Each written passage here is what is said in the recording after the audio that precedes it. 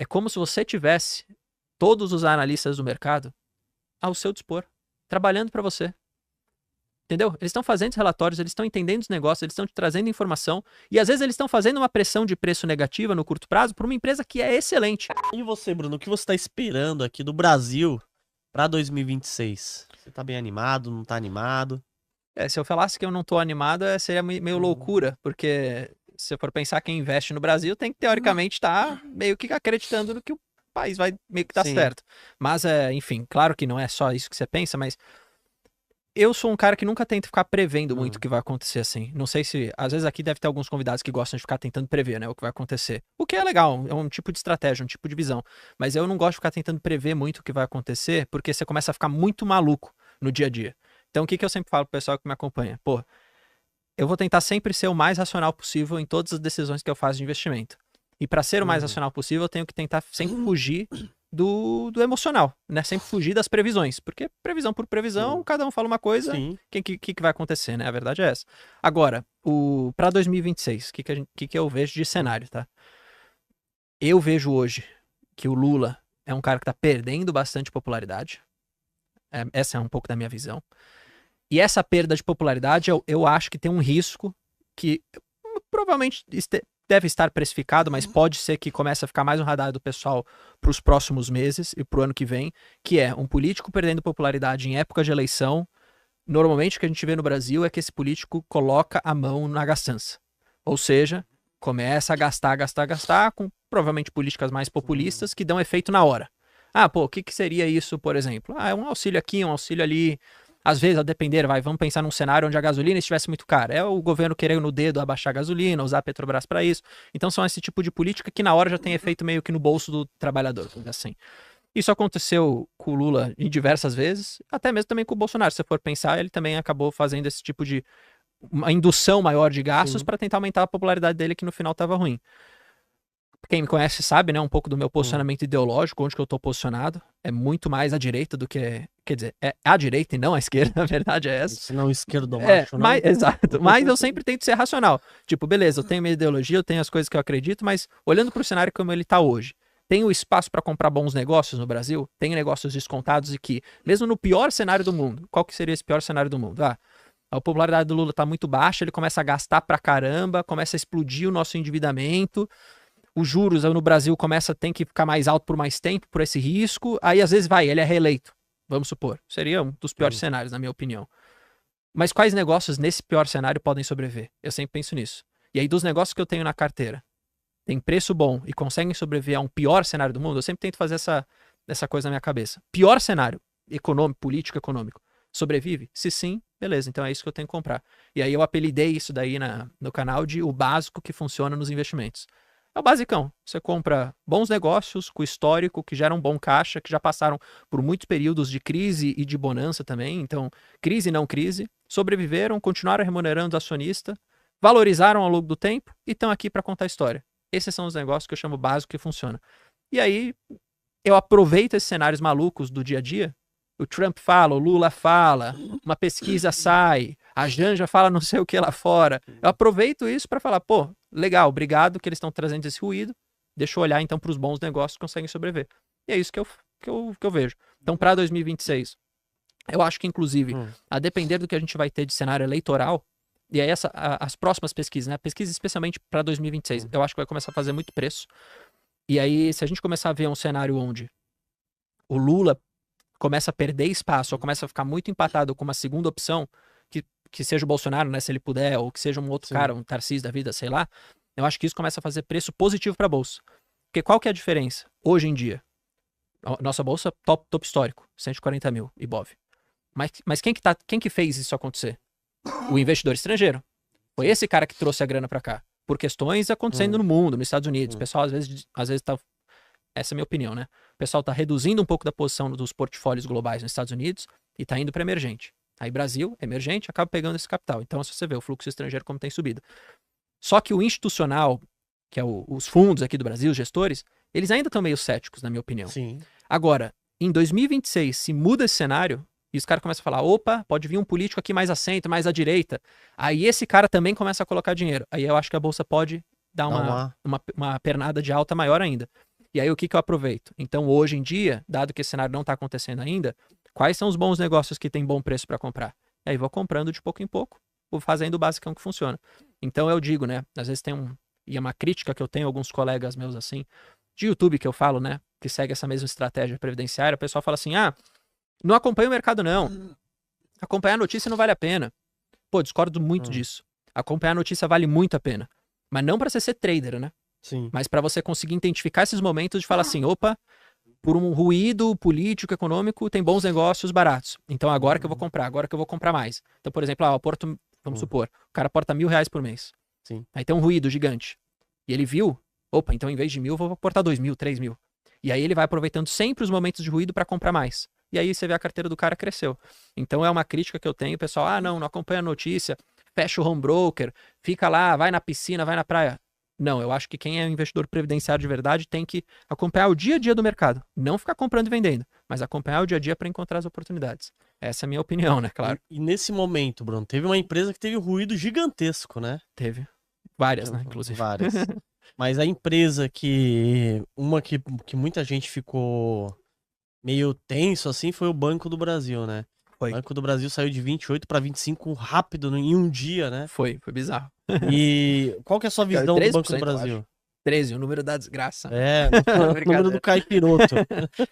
Mas, enfim, é uma boa falar de Banco do Brasil. Inclusive, eu até... Foi muito, entre aspas, bom, né, essa questão do Banco do Brasil, porque todo mundo se assusta, assim, quando um negócio como um bancão desse cai 12% no dia. Todo mundo se assusta. Então começou a ter muita pesquisa, e aí eu aproveitei, fiz bastante vídeo, foi até bom pro meu canal, inclusive. Mas falando um pouco do Banco do Brasil, o que eu acho que assusta um pouco o pessoal? Primeira coisa de tudo, o resultado vira abaixo da expectativa. Isso pra mim é o primeiro ponto que assustou todo mundo. Porque se o pessoal já estivesse esperando, porque não é mais ou menos o que o pessoal estava esperando, 8 bi, 8,5, de 8 a 9 bi de lucro no primeiro tri. O pessoal estava esperando isso, o mercado como um todo. Veio 7,4. Então, a primeira reação foi, opa, veio abaixo da expectativa. Isso, pra mim, já é um primeiro fator que faz preço. Então, um pouco da queda já tá atrelado a isso. Se tivesse o pessoal esperando 7, não teria acontecido nada com as ações, entendeu? De boa. Já estaria precificado. O problema é que veio um negócio pior do que a expectativa. Aí esse é um primeiro ponto. Qual que é o segundo ponto, na minha opinião? Quando o pessoal começa a destrinchar o que é que aconteceu. Por que esse lucro e por que essa rentabilidade caiu pra caramba? Algumas razões. Primeiro, um impacto da resolução 4966, né? 4.966. Que é uma resolução específica ali que muda as regras de provisionamento do banco e tudo, que acabou impactando agora no balanço do Banco do Brasil. Mudou a regra, vamos falar em palavra básica, né? Mudou a regra, tem que fazer de um jeito e agora mudou, o balanço foi impactado por isso. Mas daqui em diante vai ser dessa forma. Então a gente não vai ter mais esses efeitos dessa resolução toda vez vindo, né? Porque agora já começou a ser, essa regra vai continuar para sempre. Então eu até diria que é um efeito pontual, assim. Não é um negócio que o cara vai, sempre, todo trimestre vai ser assim. Não, porque agora a gente já tem a regra, vai ser assim para sempre.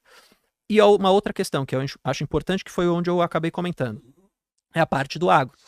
O agronegócio está vivendo um momento que não era para ser surpresa para ninguém, a verdade é essa. Todo mundo já estava esperando que o agronegócio fosse trazer uma inadimplência um pouco maior, que o provisionamento vindo do Banco do Brasil para o agro seria um pouco maior. O que acabou pegando o pessoal um pouco de surpresa? Um pouco acima da expectativa. Então não é que o Banco do Brasil trouxe uma surpresa negativa para todo mundo, deixou de ser um bom banco. Não, ele trouxe o que o mercado já estava esperando, mas um pouquinho pior. Acho que essa aqui foi a reação, por isso que caiu tanto de uma vez só.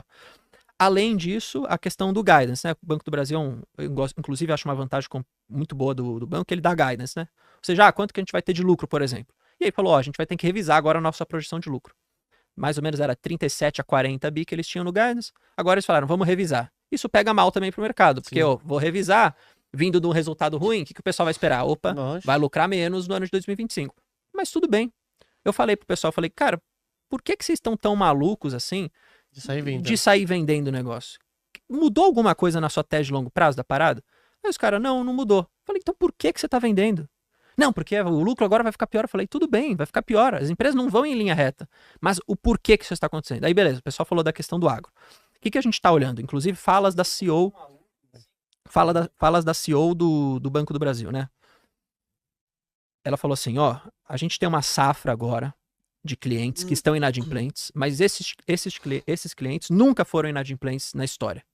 Eles estão inadimplentes agora por uma situação do agronegócio nesse momento, mas ela falou a seguinte frase: estamos num processo de recuperação. Ou seja, esses caras que estão inadimplentes vão deixar de ser inadimplentes em algum momento, na medida que a gente tem a virada do ciclo do agro, que previsto, né, pelo menos essa melhora já para o segundo semestre de 2025, quiçá começo de 2026, e esses caras que estão inadimplentes deixam de estar inadimplentes. E aí a gente começa a ver um ponto de inflexão. Hoje a inadimplência do Banco do Brasil subindo, e um momento de recuperação, essa inadimplência caindo. Normal do ciclo. Aí o que o pessoal sempre gosta de fazer? Opa, então eu vou comprar só lá na frente. Sim. Só que você vai comprar só lá na frente, você vai voltar a ter o preço subindo de novo, porque o mercado sempre vai antecipar. E aí o que eu falei? Beleza, falei pro pessoal, vamos entender esse cenário. Então, de forma básica, né? Agronegócio de forma pontual aqui acabou impactando, inadimplência mais alta do que o previsto, lucro caindo mais do que o previsto, projeção de lucratividade para o ano vai ser menor do que a gente tinha. Vamos calcular de novo o preço teto para a gente ter aqui para Banco do Brasil. E aí eu fiz isso com o pessoal. O que eu cheguei no meu cálculo de preço teto para Banco do Brasil? Novo. E, inclusive, líquido, já tirando os 15%, porque normalmente é tudo JCP que o Banco do Brasil paga. Eu cheguei mais ou menos 28, arredondando. Ou seja, tá 25 e pouco, você continua tendo margem. Sim. Ah, pô, mas eu queria receber 12% de yield. Pô, então tá bom, então você calcula o seu preço teto com 12% de yield. Não acho que faça sentido você calcular com 12%. Mas é aquilo que eu falei, eu tentei ser racional. Então coloquei na minha conta, inclusive, o que eu fiz para o ano de 2025? Anualizei o 7,4 bi. Então, se é 7,4 bi, mas vai dar mais ou menos uns 29 bi de lucro pro ano. E aí, beleza, vamos nesse pior cenário, como se o lucro de todo o trimestre fosse 7,4. O que eu acho que não vai ser, porque o segundo semestre tende a melhorar. Quanto que a gente vai ter de dividendo? E qual é o preço teto que a gente tem que pagar? E a gente tem um preço teto, hoje o banco com margem de segurança, mesmo depois dessa queda. E mesmo depois de todo esse cenário novo. O que o pessoal pode criticar e falar assim, pô, Bruno, mas é a oportunidade mais óbvia desse momento? Não, concordo que não é. Tem outras empresas mais óbvias. Mas, mesmo assim, não deixou de ser uma tese interessante. E, de novo, o pessoal faz extrema tempestade em copo d'água. Crítica aos analistas, de novo, que eu tenho. Agora, Banco do Brasil virou o pior negócio para ter. Do nada. Há um trimestre atrás, Banco do Brasil é o melhor banco, é a melhor oportunidade, é aqui que você tem que se posicionar. Agora, não, calma aí, o pior vai vir, agora, veja bem, agora não é para você se posicionar. Pô, tá acontecendo? O que mudou? Mudou que no curto prazo o Banco do Brasil vai ser pior. Verdade. Só que, porra, você tá olhando pro curto prazo ou pro longo prazo? Eu sempre falo pro pessoal do canal. Não, longo prazo. Então, falei, então esquece isso que esses caras estão falando. Aproveita essas oportunidades para ir recalculando seu preço teto, para ir comprando devagar, para ir comprando de pouco em pouco. Porque senão você vai sempre ser esse cara que segue a manada. No momento ruim você vai vender e realizar prejuízo. No momento bom você vai pagar muito mais caro. Entendeu? O que você quer fazer? No momento ruim, pagar um preço atrativo, esperando que melhore e ganhando das duas pontas, na valorização depois do ativo e no dividendo que ele vai pagar. É basicamente isso que eu penso de Banco do Brasil. Continua a minha maior posição. Sua maior posição? Bruno? Era 19% da carteira, aí com essa queda foi para meio 17%. Aí você vai repor esses tudo 2%. Bem, aí eu continuo comprando. Quer dizer que eu comprei tudo de uma vez só? O pessoal falou assim, pô, Bruno, você vai aportar muito forte agora no resultado? Não, falei, não vou. Eu vou com calma. Porque eu sei que o curto prazo ainda vai ser desafiador. Sim. Então não tô falando que amanhã o Banco do Brasil vai voltar a valorizar tudo. Não, ainda é desafiador. Então tô indo com calma. Sem pressa nenhuma. Falei, pra que ter pressa? Alguém aqui tem 90 anos, tem que viver amanhã do dividendo? Não. Então pra que pressa? Vai comprando devagarzinho. A paciência é uma virtude, eu sempre falo isso. Ó, nesse momento que a gente tá conversando aqui, o Banco do Brasil é o BBAS3. Tô vendo no Investidor 10, ó. Quem quiser ver no Investidor 10, o link tá aqui também. Tá 25,38. 25,38. 25,38, né? Amanhã eu vou fazer um aporte, eu acho que eu vou comprar um. Eu acho que vale. Eu acho que esse preço faz sentido. Agora, o que você tem que esperar? Comprando nesse preço, pro ano de 2025, quanto você vai ter mais ou menos de dividendo? Uns 7,5%, 8% de yield. É bom pra você ou não? Isso você tem que se responder. Pela empresa é boa, né? Pela empresa, receber 7, 8% de Banco do Brasil num momento ruim, tá bom. Tá bom, porque no momento bom pode chegar, né? No momento bom, melhora. E aí você vai comprar quando só? Entendeu? Essa que é a questão. Por isso que comprar no momento ruim, no curto prazo, você recebe um yield menor. Só que o comprar no momento ruim, depois no longo prazo, seu on-cost melhora. Porque você está comprando num preço mais baixo. E aí lá na frente o yield vai melhorar, porque a lucratividade vai voltar a subir, e aí seu yield on-cost vai melhorar. Então é uma questão de timing. Eu acho que isso que é o problema do pessoal. E a crítica que eu faço ao trabalho dos analistas, eu falo isso com propriedade, porque eu fui analista, é o timing das análises. Então, quando o analista vai lá e faz um modelo e projeta lá e fala, o meu preço-alvo do banco, meu preço-alvo de não sei o quê, é um preço-alvo para 12 meses para frente. 12 meses numa estratégia previdenciária é muito curto prazo, sabe? É muito curto. A gente não pode ficar olhando sempre 12 meses para frente. A gente tem que tentar olhar o negócio 5, 10, Sim. 15 anos para frente. Por isso que eu falo, vamos buscar o básico que funciona, que é onde tem as vantagens competitivas da parada. E aí eu falei, não é que o analista está errado em fazer os relatórios, mudando a recomendação. Sim. Só que ele está errado se ele tiver com esse timing de longo prazo. Mas ele não tá, ele tá com timing de curto. E eu falei, usem o que os analistas falam, leiam os relatórios com essa visão, sabendo que o cara tá olhando para um curto espaço de tempo. E aproveita esses momentos para comprar melhor, para comprar num bom preço. Eu falei, eu até falo isso, é como se você tivesse todos os analistas do mercado ao seu dispor, trabalhando para você. Entendeu? Eles estão fazendo os relatórios, eles estão entendendo os negócios, eles estão te trazendo informação e às vezes eles estão fazendo uma pressão de preço negativa no curto prazo para uma empresa que é excelente. Quantas vezes, eu já vi várias vezes, não sei se você já viu, vários relatórios que eu já li, o analista fala, não, a empresa é muito boa, as vantagens são muito boas, tem potencial de crescimento, mas agora é uma venda. É uma ótima empresa. Por que a venda é agora? Porque o momento do mercado, não sei o quê, para esse 12 meses para frente não é tão bom para essa empresa. Melhor você comprar outra. Só que ele nunca falou que a empresa é ruim, entendeu? Entendi. Ou seja, use o trabalho do analista para você conseguir comprar melhor as empresas. E pegar informações E pegar as informações, que são informações ricas, até porque o analista está 24 horas por dia olhando aquele setor. Muito provavelmente ele é muito mais especialista do que a gente, que está olhando para várias outras coisas. Sim. Tem outros trabalhos e tudo mais. O analista de banco só faz banco 24 horas por dia. Conversa com as empresas, participa dos eventos. Então, use as informações que eles estão fazendo. É de graça, a grande parte dos relatórios, entendeu? E aí, use para comprar bem. É isso que eu faço. Para analisar ações, BDRs, fundos imobiliários, acesse a plataforma do Investidor 10. Inclusive, para você gerenciar a sua carteira, saber quanto de dividendos você vai receber. Inclusive, eu deixei a carteira da minha filha, a Laurinha, ela tem 3 anos e já invisto para ela. Todos os ativos tá no link aqui embaixo.